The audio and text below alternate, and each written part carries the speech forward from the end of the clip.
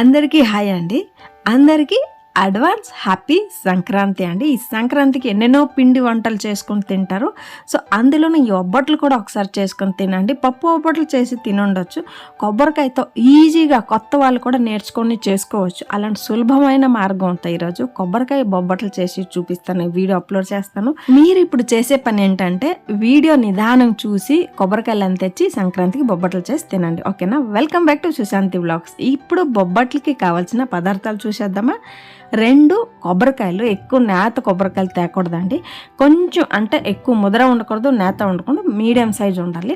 దాంతోపాటు మంచి బెల్లం అండి. బెల్లం బాగున్నదంటే బొబ్బట్లు కలర్ఫుల్గా ఉంటుంది. మైదా పిండి కొంచెం కావాలి. ఏ స్వీట్స్ చేసిన యాలక్ లేకపోతే అది పరిపూర్ణం కాదు. యాలక్ ఒక 8 నుండి 10 కావాలి. గసగసాలు ఒక 2 టేబుల్ స్పూన్ అండి.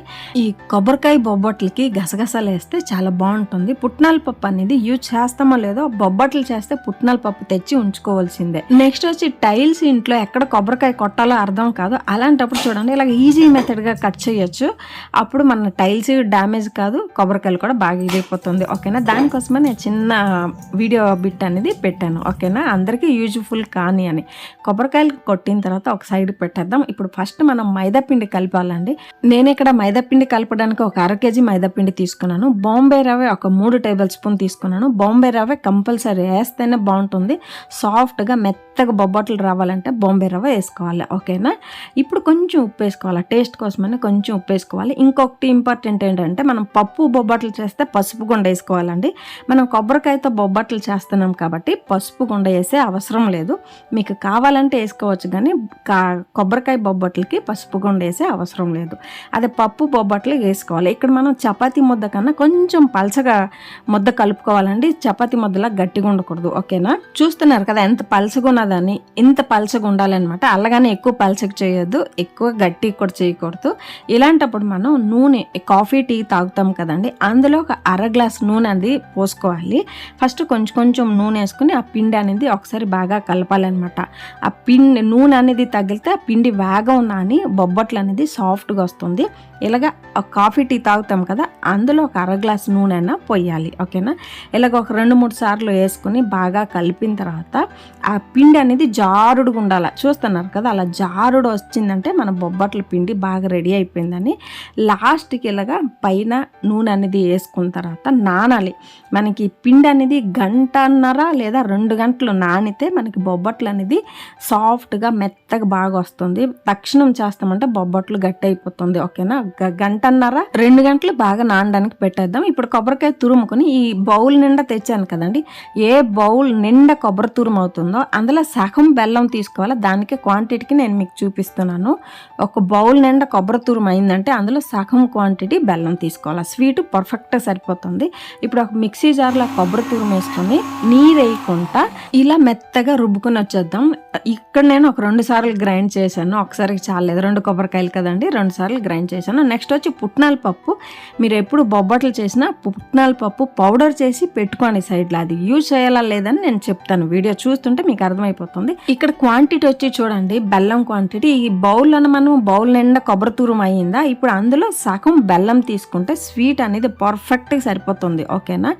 ఏ బౌల్లో మనం కొబ్బరి తురుము నిండకు తీసుకుంటామో అందులో సగం బెల్లం తీసుకోండి. ఇప్పుడు ఆ బెల్లం కొంచెం నీరు వేసుకొని కరగబెట్టుకోవాలి. ఇలా కరగబెట్టుకుంటే డస్ట్ గిస్ట్ ఉంటే ఫిల్టర్ చేసేటప్పుడు వెళ్ళిపోతుంది. నెక్స్ట్ వచ్చి మనం బెల్లం పాకం పట్టాలంటే, పాకం లేదండి కొంచెం పాకంలో పట్టాలంటే దల్సరుగున్న పాత్ర కావాలి. అడుగు మందం ఉండాలి, మాడకుండా అంటకుండా ఉండాలంటే కొంచెం దల్సరుగా అయిన పాత్ర తీసుకోవాలి. దానికోసం నేను ఇక్కడ కుక్కర్ తీసుకున్నాను. అందులో బెల్లం నీరు ఫిల్టర్ చేసుకున్న తర్వాత, పాకంతో మనకి ఇక్కడ పని లేదండి, ఆ బెల్లం నీరు ఒక మరుగు వచ్చిన తర్వాత మనం గ్రైండ్ చేసి పెట్టాం కదా కొబ్బరి తురుముని వేసుకోవాలన్నమాట. ఇలా వేసుకున్న తర్వాత బాగా మీడియం ఫ్లేమ్లోనే ఈ ప్రాసెస్ అన్నీ అవ్వాలి. హై ఫ్లేమ్లో పెట్టొద్దు, ఆ బెల్లం నీరు మన ముఖానికి చేతులకు పడుతుంది కాబట్టి మీడియం ఫ్లేమ్లో కలపాలి. ఇందులో ఇప్పుడు 2 టేబుల్ స్పూన్ గసగసాలు వేసుకోండి. కొబ్బరికాయ బొబ్బట్లు అంటే గసగసాలు కంపల్సరీ ఉండవలసిందే. మీరు తెచ్చి వేసుకోండి, ఫ్లేవర్ చాలా బాగుంటుంది. తిన్నప్పుడు కూడా సూపర్ టేస్ట్గా ఉంటుంది. మా వీడియోలు మీకు నచ్చే ఇంతవరకు చూస్తున్నారు. మా వీడియో మీకు నచ్చినట్టయితే లైక్, షేర్ అండ్ సబ్స్క్రైబ్ చేయండి. అలాగే గంట బెల్ ఉంటుంది కదా, దానికి ఒకసారి ఇలా నొక్కి ఆన్లో పెట్టుకున్నారంటే మేము వీడియోలో ఇలాగ పెట్టిన వెంటనే మీ దగ్గరకు వచ్చేస్తుంది. మీరు కూడా హ్యాపీగా వీడియోలు చూసుకొని ఆ వంటలు చేసుకోవచ్చు. ఇలాంటప్పుడు యాలక్ పౌడర్ వేసుకోవాలి. మనకి ఆ బెల్లము కొబ్బరికాయ తురుము కరెక్ట్గా సరిపోయిందండి.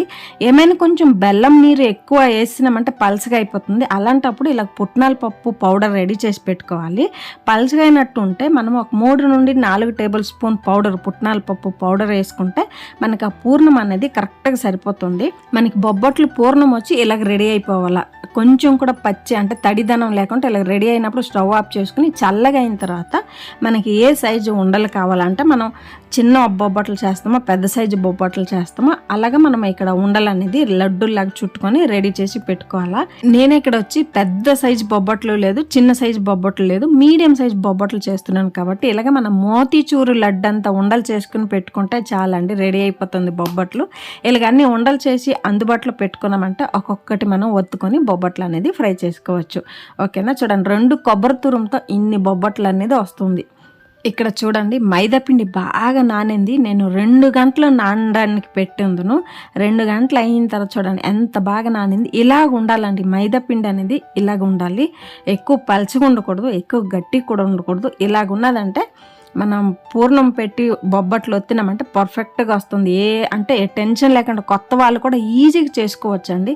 ఇక్కడ నేను సారీ కవర్ ఉంటుంది కదా, దాంతో బొబ్బట్లు చేస్తున్నాను, దాని మీద బొబ్బట్లు చేస్తున్నాను. మీ దగ్గర ఎలాంటి కవర్ లేదు అంటే మనం ఆయిల్ కట్ చేసి వేసుకున్న తర్వాత కవర్లు ఉంటుంది కదా, దాని మీద కూడా చేసుకోవచ్చు, లేదంటే బటర్ పేపర్ మీద కూడా చేసుకోవచ్చు, ఈజీగా వచ్చేస్తుంది.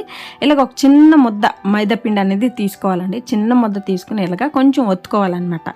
ఇంత సైజు ఒక పూరి సైజు లాగా ఒత్తుకున్న తర్వాత దానిపైన మనం పూర్ణం రెడీ చేసి పెట్టాం కదా, కొబ్బరి తురుము బెల్లం పూర్ణం, ఆ ఉండలాగా వేసుకొని ఇలా చుట్టూరు కవర్లాగా చేసుకోవాలన్నమాట. లోన ఆ పూర్ణం ఉండి బయట ఇలాగా మైదా పిండితో కవర్ చేసుకోవాలి.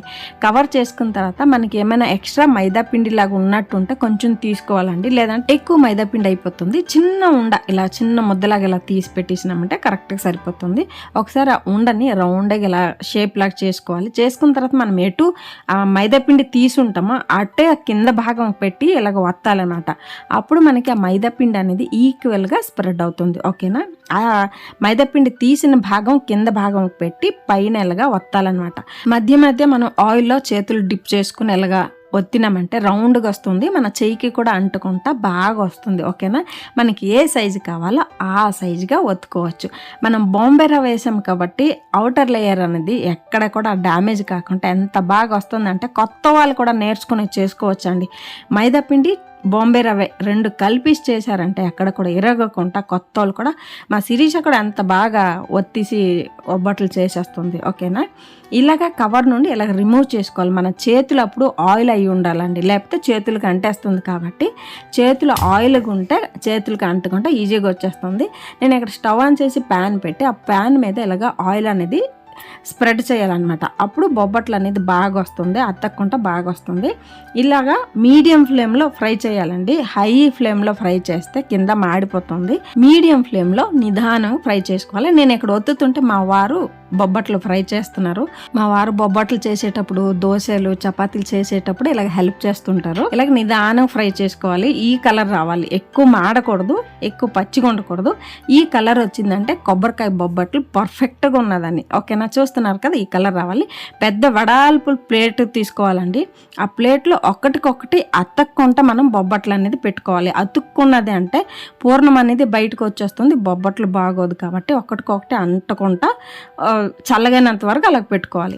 ఇప్పుడు రెండో బొబ్బట్టు చూడండి. నేను రెండోసారి కూడా ఎందుకు చూపిస్తున్నానంటే కొత్త వారు చేసినా కూడా ఈజీగా ఈ మెథడ్గా యూజ్ చేసుకుని మీరు చేసినారంటే బాగా వచ్చేస్తుందండి. నెక్స్ట్ వచ్చి నేను చెప్పే కొలతలతో మీరు బొబ్బట్లు కానీ చేసినారంటే మీరు చేసే బొబ్బట్లు తిని అందరూ మీకు మెచ్చుకుంటారు, అంత టేస్ట్గా వస్తుంది. ఈ సంక్రాంతికి ఇలాగా కొబ్బరికాయ బొబ్బట్లు చేసి అందరికి ఇవ్వండి, అందరూ కూడా తినేసి హ్యాపీ ఫీల్ అవుతారు. మీరు హ్యాపీ ఫీల్ అయితే మేము కూడా హ్యాపీ ఫీల్ అయినట్టే. ఓకేనా, అందరికీ అడ్వాన్స్ హ్యాపీ సంక్రాంతి. ఓకేనా, ఇలా బొబ్బట్లన్నీ మనకి ఏ సైజు కావాలో ఆ సైజు ఒత్తుకున్న తర్వాత మళ్ళీ కూడా ఒక్కొక్క ఒబ్బట్టుకి ఒక్కొక్కసారి ఆయిల్ అనేది స్ప్రెడ్ చేస్తుండాలన్నమాట.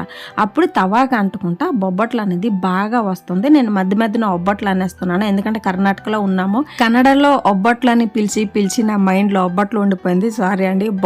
మంచి బొబ్బట్లు రెడీ అయిపోతుంది. ఓకేనా. బొబ్బట్లని రెడీ అయిన తర్వాత ఒక వెడల్పు ఉండే ప్లేట్ లో ఒకటి మీద ఒకటి వేయకుండా కొంచెం గ్యాప్లు వేసుకున్నామంటే లోన ఉన్న పూర్ణం బయటికి రాకుండా ఉంటుంది. నెక్స్ట్ ఒబ్బట్లని రెడీ అయిన తర్వాత నెయ్యి కొంచెం వేడి చేసి ఒబ్బట్ల మీద వేసుకొని తింటే ఆహా సూపర్ అండి, చాలా బాగుంటుంది. మీకు ఈ కొబ్బరికాయ బొబ్బట్లు వీడియో ఇష్టమైతే like, share and subscribe to Sushanti vlogs. ఓకేనండి, అందరికీ బాయ్.